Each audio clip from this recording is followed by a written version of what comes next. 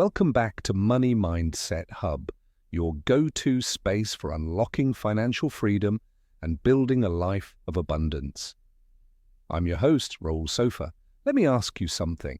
If I told you that by making a few small, consistent changes, you could add thousands, maybe even tens of thousands of dollars to your net worth over the next few years, would you be interested? What if I told you that the path to financial security, to buying that first home, to traveling the world, or even to retiring comfortably, starts not with some complex investment strategy, but with a simple, powerful question? How can I save money? It sounds almost too basic, doesn't it?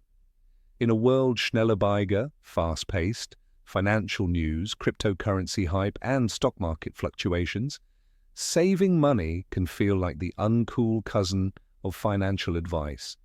But let me tell you a secret. It's the bedrock. It's the foundation upon which all other financial success is built. Think about it. A recent study showed that nearly 40% of adults wouldn't be able to cover a $400 emergency expense with cash, savings, or a credit card they could quickly pay off. That's a startling statistic, and it highlights a crucial reality. Without savings, you're constantly living on the edge, one unexpected bill away from financial stress. But imagine the alternative. Imagine having a safety net, a launch pad for your dreams, a tool that gives you choices and control over your life. That, my friends, is the power of saving money. Today, we're not just going to talk about why you should save. We're going deep into the how. We'll explore practical strategies, mindset shifts, and actionable steps that you can implement starting today to transform your financial future. So, grab a coffee, settle in, and let's unlock the secrets to becoming a super saver. All right, before we can start building that savings mountain, we need to understand the terrain. And that terrain is your current spending. Now, I know what some of you might be thinking. Budgeting? Tracking expenses? Raul, that sounds tedious. And yes, it can be if you approach it like a chore, but I want you to reframe it. Think of it as a financial health checkup. You go to the doctor for a physical, right? This is a physical for your finances. The first step is brutal honesty. For 1 month, just 30 days, I want you to track every single penny you spend. And I mean everything. That morning latte, the impulse buy on Amazon, the subscription you forgot you had, the dinner out with friends, everything.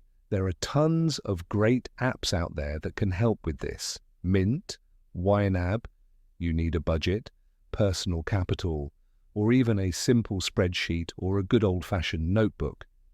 The tool doesn't matter as much as the consistency. I remember when I first did this exercise seriously, I considered myself pretty frugal, pretty aware of my spending. But when I tallied it all up at the end of the month, I was genuinely shocked. The amount I was spending on takeout and little conveniences I barely even remembered. It was a wake-up call. I wasn't a bad person. I wasn't irresponsible. I was just unaware. And that awareness is the first crucial step towards change.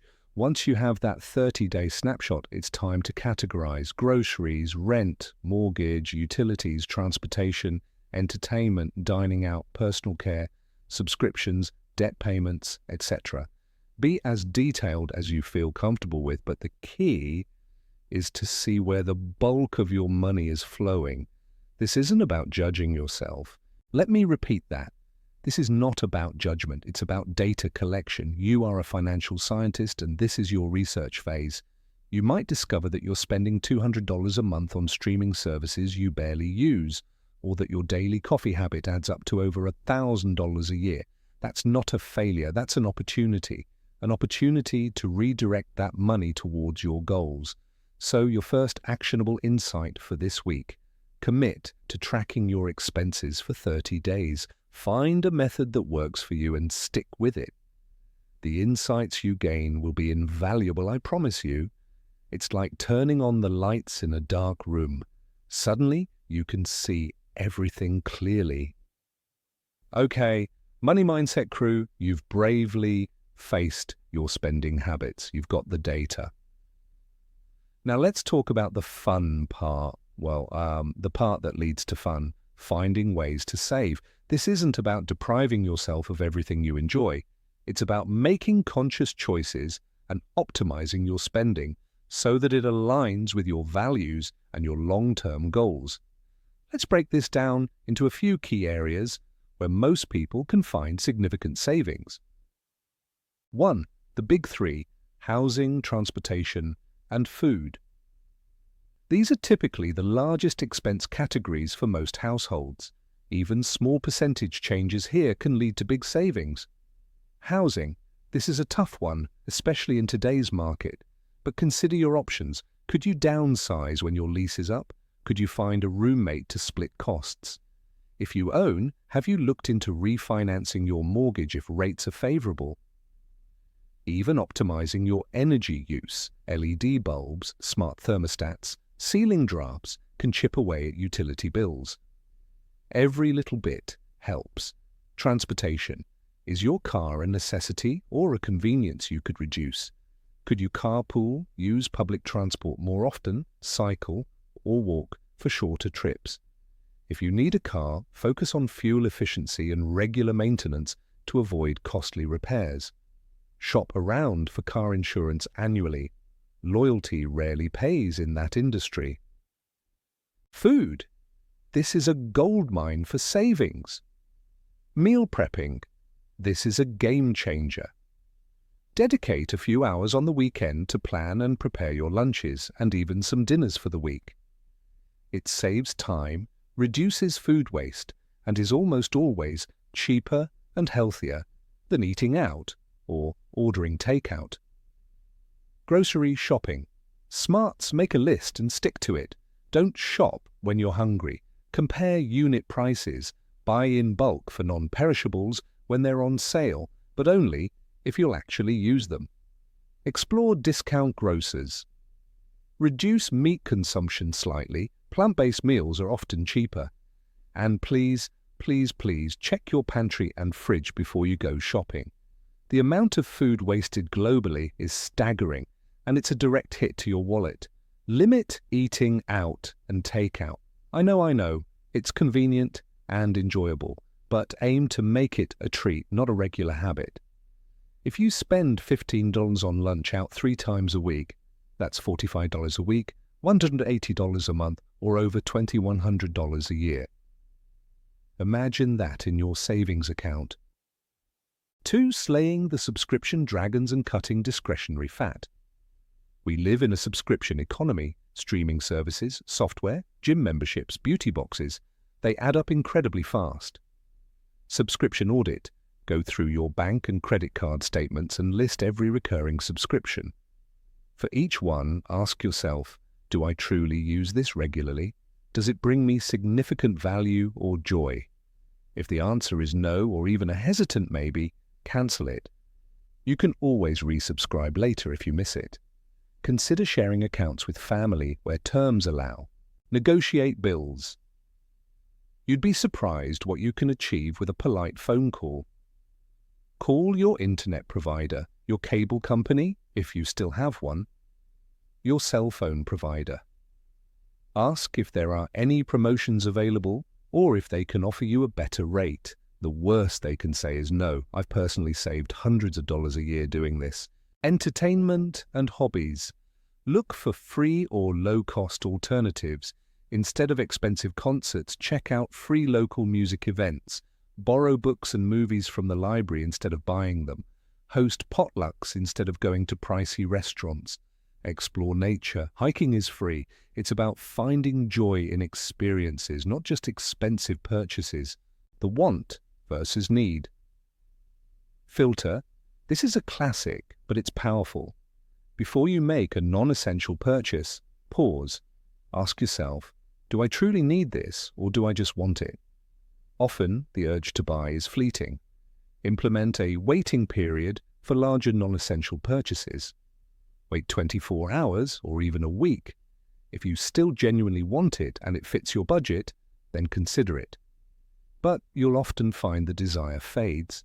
I had a listener write in a while back. Let's call her Sarah.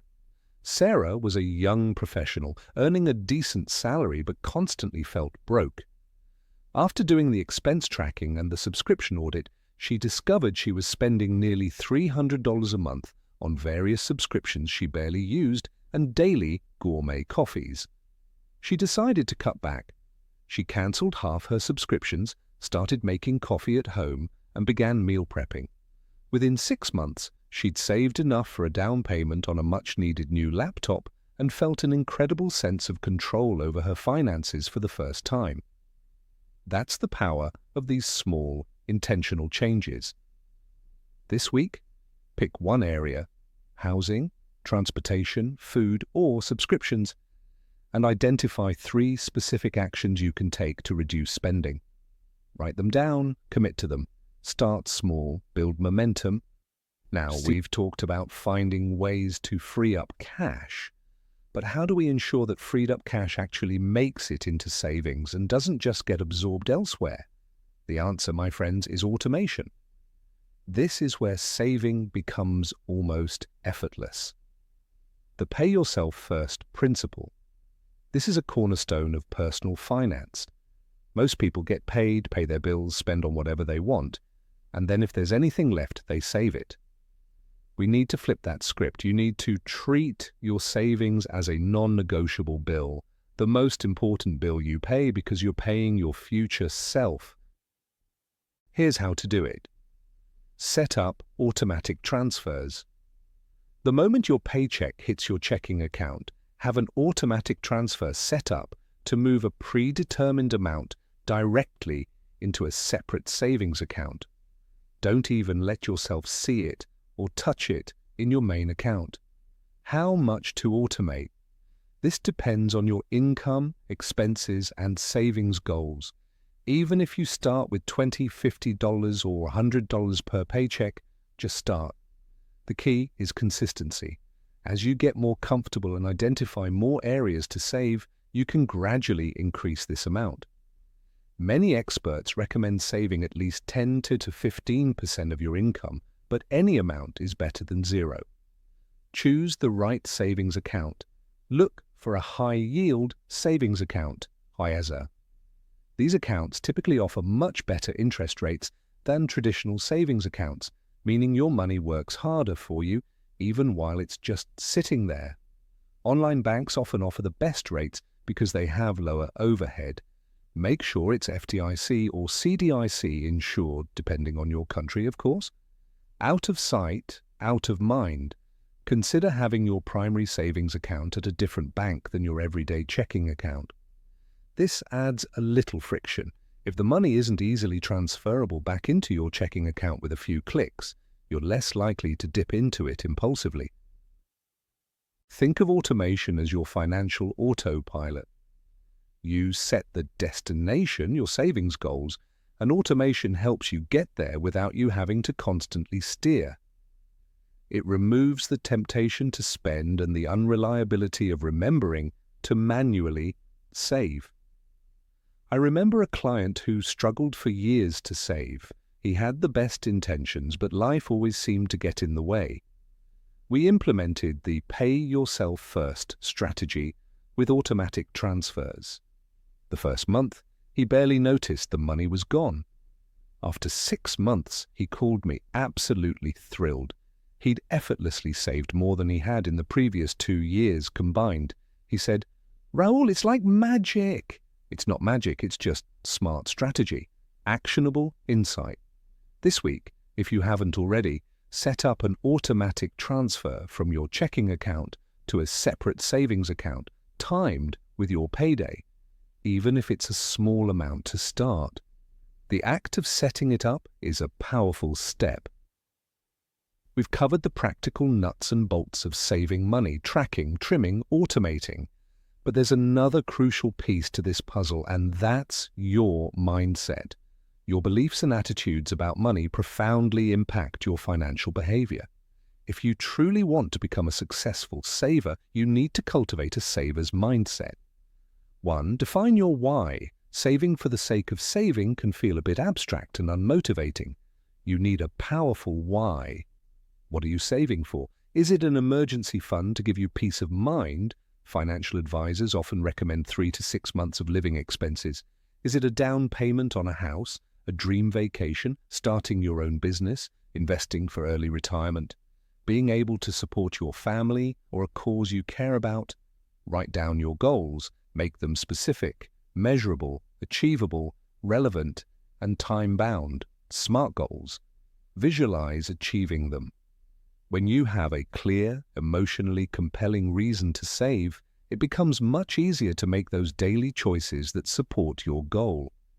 When you're tempted to splurge, you can ask yourself, does this purchase move me closer to or further away from my goal? 2. Practice delayed gratification.